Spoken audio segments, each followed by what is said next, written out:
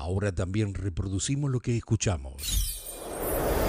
Todos nos equivocamos, fallamos, erramos, todos cometemos pecados. Hay quienes para compensarlo concurren a una confesión. También hay quienes se bañan en aguas sagradas o mediante distintos ritos purifican sus almas. O simplemente hay quienes con un perdón y posterior accionar dan por solucionado el tema. ¿Vos identificaste todos tus pecados? No voy a juzgarte. A través de distintas historias recorreremos estos transgresores de nuestra moral que nos acompañan día a día. Mi nombre es Juma La Maquia y esto es una producción de Backup. La voz es lo primero que se olvida uno de alguien. Por eso necesitamos tener a mano una herramienta para restaurar esa información original. La soberbia es el sentimiento de superioridad hacia el otro, el deseo de ser más importante que los demás. Es considerado el original y el más serio de los pecados capitales. Es la principal fuente de la que derivan el resto de los pecados, la creencia de que todo lo que uno hace o dice es superior, la sobrevaloración del yo, disfrazada muchas veces de falsa humildad. Están todos invitados a este nuevo episodio del mejor podcast, lo digo yo.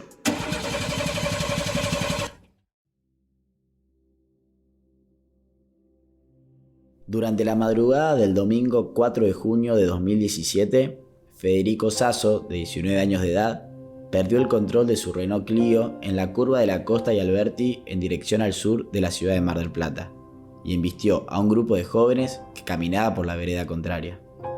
A causa del siniestro, una joven de 14 años perdió la vida y 8 de sus amigos tuvieron que ser trasladados a un hospital por sufrir heridas. Lucía Bernaola murió luego de ser atropellada por Federico Sasso, que conducía con 1,23 gramos de alcohol en sangre. El autor del hecho fue detenido y en abril de 2019 condenado a 6 años de prisión. Hasta su condena, Sasso estuvo alojado en la estación comunal de la localidad de Balcarce, que gozaba de ciertas libertades y privilegios, denunciados por Verónica Borelli, madre de la víctima. Ella misma descubrió las irregularidades que beneficiaban al responsable de la muerte de su hija, como tener un menú de comida especial, una PlayStation para pasar el tiempo, un departamento prestado por un comisario y hasta salidas para dar una vuelta. Verónica se disfrazó de hombre, usó pelucas, se escondió detrás de árboles, investigó, averiguó y pasó horas a 65 kilómetros de su casa para ir en contra de la justicia a pedir justicia.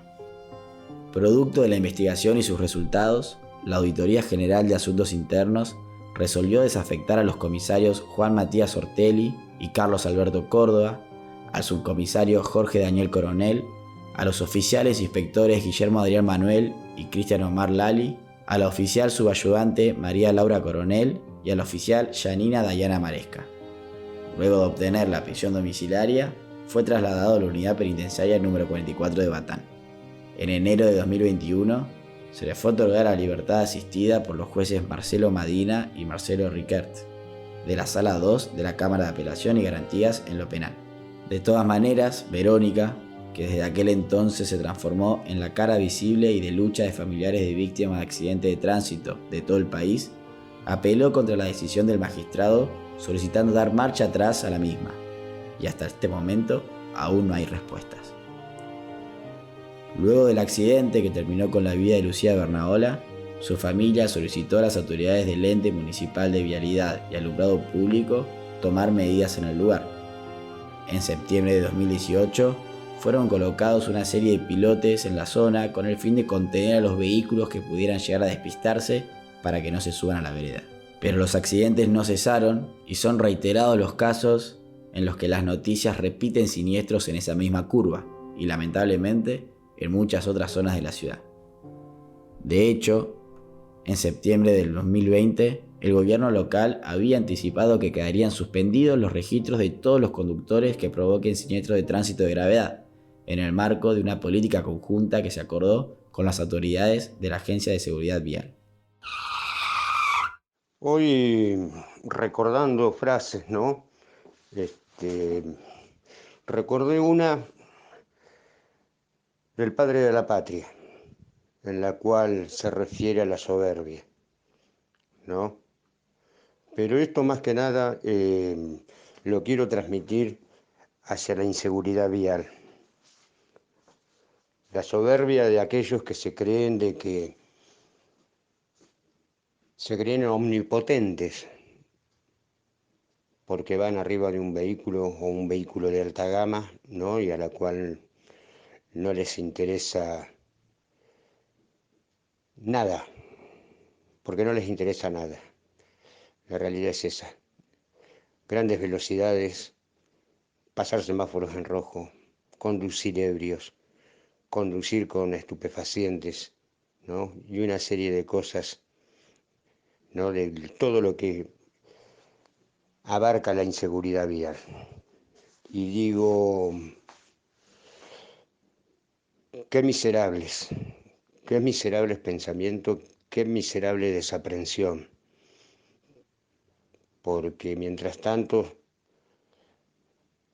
van quedando vidas en el camino, van sembrando muerte, ¿no? Más de 7.000 muertes al año, y no es poca cosa, porque son vidas humanas, sueños truncados, futuros que quedan perdidos. Y vuelvo a decir lo mismo, ¿no?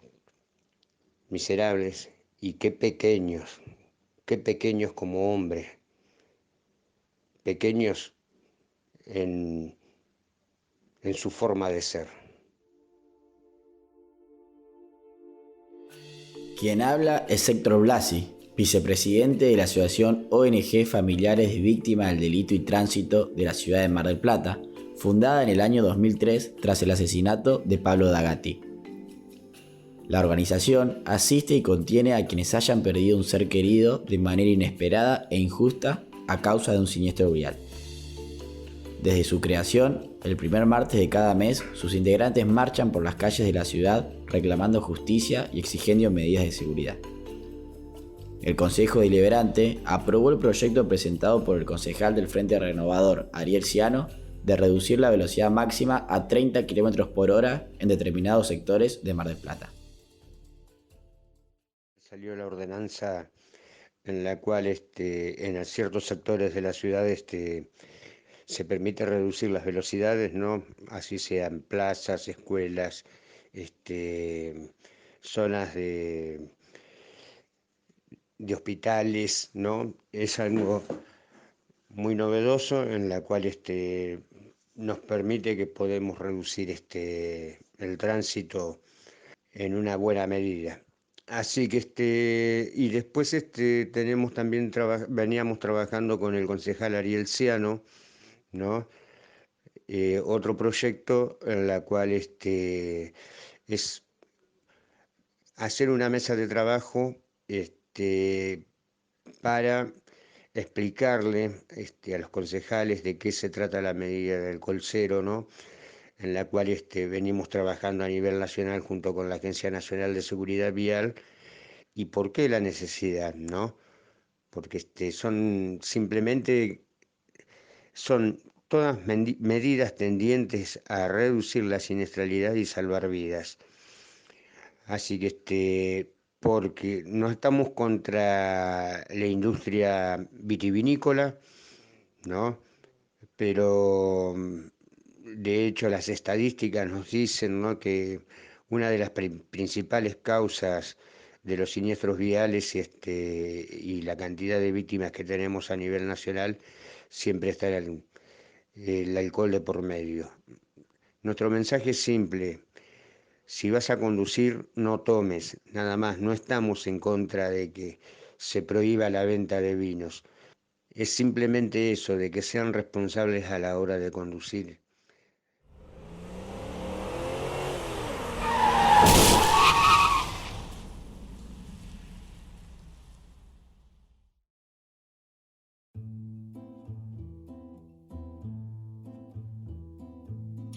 Mar del Plata es una de las ciudades del país con mayor cantidad de muertos en accidentes de tránsito. La mayor parte de los accidentes mortales se dan en verano y quienes estudian el tema consideran que se debe al mayor consumo de alcohol. Durante el año 2020, en Argentina murieron 4.986 personas en accidentes de tránsito, de los cuales 1.752 pertenecen a Capital Federal y Provincia de Buenos Aires, según la Asociación Civil Luchemos por la Vida. En lo que va del año 2021, hubo 26 muertes viales en la ciudad de Mar del Plata, 16 más que el mismo periodo del año anterior. El 62% corresponden a siniestros viales urbanos, mientras que el 38% restante a interurbanos. El 42% de las víctimas se encuentran en el rango etario entre 18 y 35 años.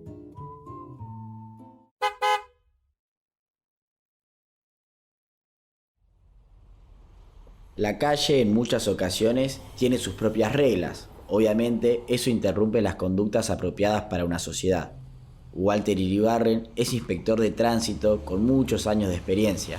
Es uno de los vulgarmente conocidos como zorros grises, por su indumentaria en alguna época. A él acudimos para saber si esa soberbia al manejar se tiene a la hora de respetar las normas. En realidad, yo no soy muy partícipe de las generalidades.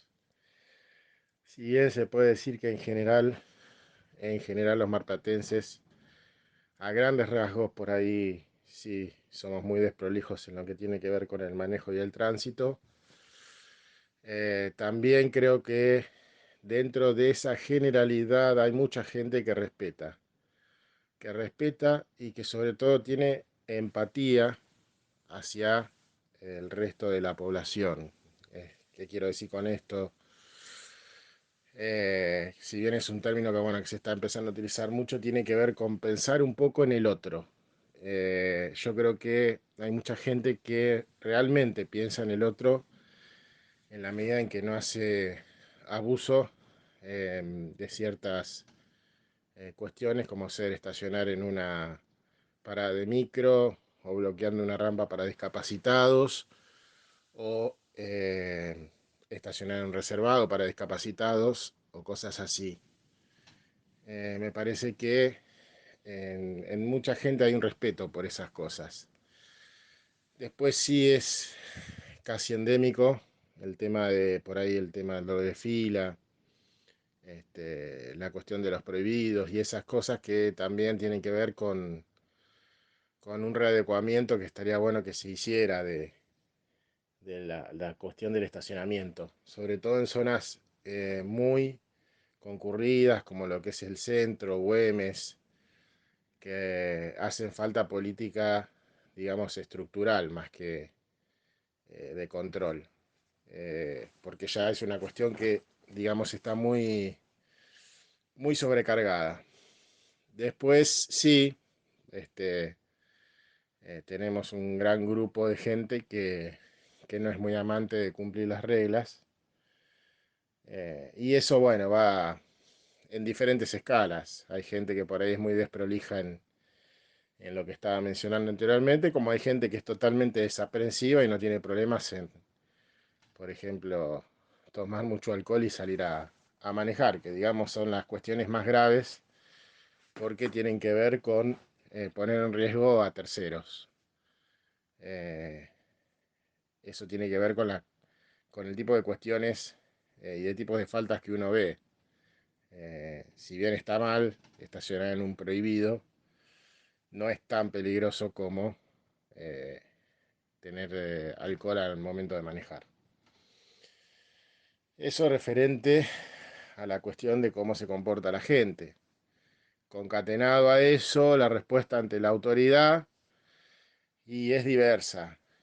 Muchas veces la gente trata de exculpar sus errores. Siempre está muy presente la excusa de eran 2 minutos, mi hijo, mi abuelo, mi primo, fui a dejar un sobre. Ahí sí, es muy poca la gente que se hace cargo del error, de la falta, y la asume con total responsabilidad. Lo más comunes, el pedir disculpas, el tratar, digamos, de, como se dice, de zafar de la multa, de la contravención. Y en muy raras ocasiones, en las menos, hacerse cargo y ponerse a disposición del órgano de contralor, digamos. Situaciones violentas, no tantas, son pocas, pero las hay también. Hay por ahí un grado de crispación en algunas personas importante y a veces sí. Eh, a pesar de estar en falta también, por ahí surge el insulto o, o la violencia en algún caso extremo o simplemente, bueno, la falta de respeto al momento de hacer una contravención a alguien que está en falta. De mi consideración y de mi experiencia, creo que esto tiene que ir confluyendo hacia un sentido bidireccional, de apuntalar el control y de a su vez hacer muchísimo hincapié en el tema formativo, eh, desde todos lados, porque acá me parece que este cambio se puede llegar a dar, pero en muchos años, con una política de formación donde ya a nuestros hijos los vayamos educando fuertemente en el sentido de seguridad vial. Porque como te decía anteriormente, al principio, en muchos casos pasa eso también, de que hay personas que se desentienden totalmente del otro. Lo único que importa es resolver su cuestión, y su cuestión implica que necesita estacionar y que no importa si lo hace de mala manera o realizando una mala maniobra. La ciencia también busca respuestas a cientos de preguntas que generan las conductas humanas. Fernando Po es investigador adjunto del CONICET Mar del Plata, perteneciente al Instituto de Psicología Básica, Aplicada y Tecnología. La visión desde el estudio psicológico de cómo nos movemos en sociedad en un ámbito en la que la mayoría compartimos.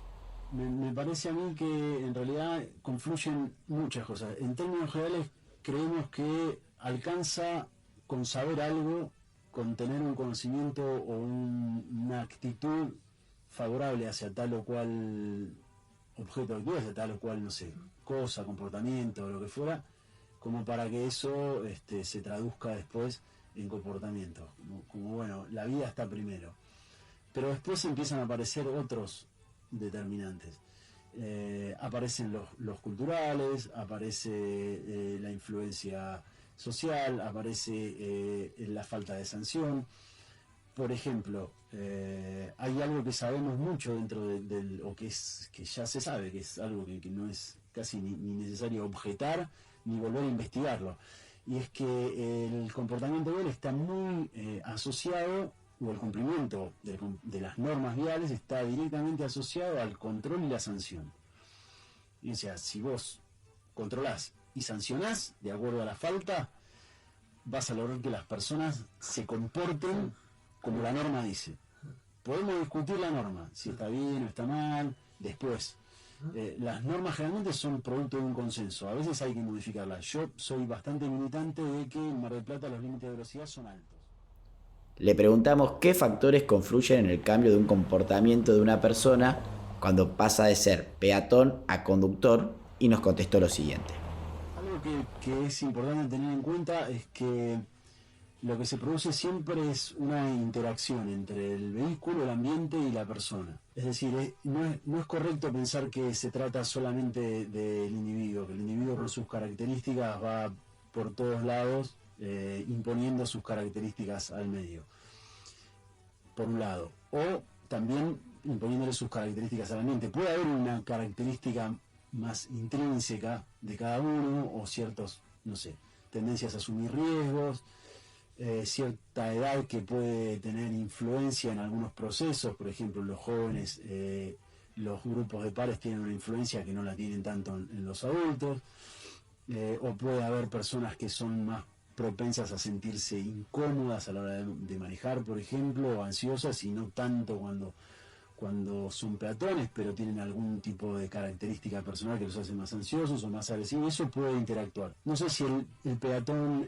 agresivo, por decirlo de alguna manera, es el mismo conductor agresivo o si hay un efecto también que genera el automóvil o el vehículo o el tipo de transporte que usas. El automóvil, por ejemplo, tiene una característica que hay algunos trabajos que lo mencionan, es que genera un tipo de interacción mucho más impersonal. Hay una distancia entre vos y los otros usuarios. Entonces eso permite la expresión de algunos comportamientos. También genera otro tipo de expectativas. Tu expectativa como peatón a la hora de moverte no es la misma que tu expectativa como conductor, si es que sos peatón y conductor.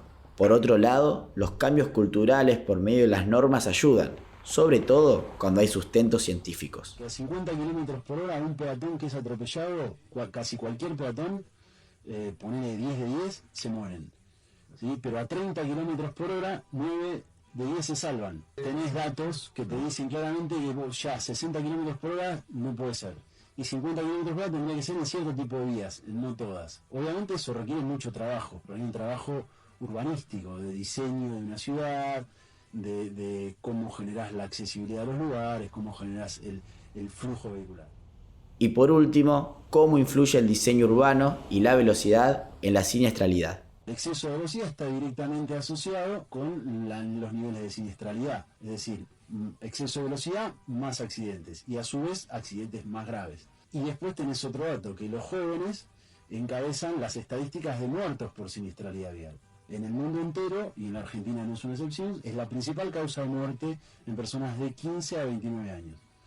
A veces, según la estadística, puede ir de 15 a 34, pero entre 15 y 29 es la principal causa de muerte. Entonces tenés factores que se conjugan. Todo eso vos lo tenés que trabajar. Entonces tenés la influencia de pares, tenés la posibilidad de exceder la velocidad. La posibilidad de exceder la velocidad no está solo por los pares, yo te decía el ambiente. Cuando vos tenés calles muy anchas, invitan a acelerar. Nuestras rotondas están en la ruta. Tal vez el problema es que la rotonda no está bien ubicada. Se pensó bien, pero no se ubicó en el lugar donde tendría que haber ubicado, porque ya el tránsito tendría que haber venido apaciguado desde antes, por decir algo. Entonces vos me decías, bueno, ¿por qué alguien no respeta el semáforo? Bueno, hay infinidad de motivos. Si se van sumando, los va sumando la cantidad de autos, el apuro, las características que pueden ser personales, la falta de control, el aprendizaje de ciertos comportamientos que no tienen ningún tipo de castigo y a su vez tienen recompensas, la influencia de otras personas.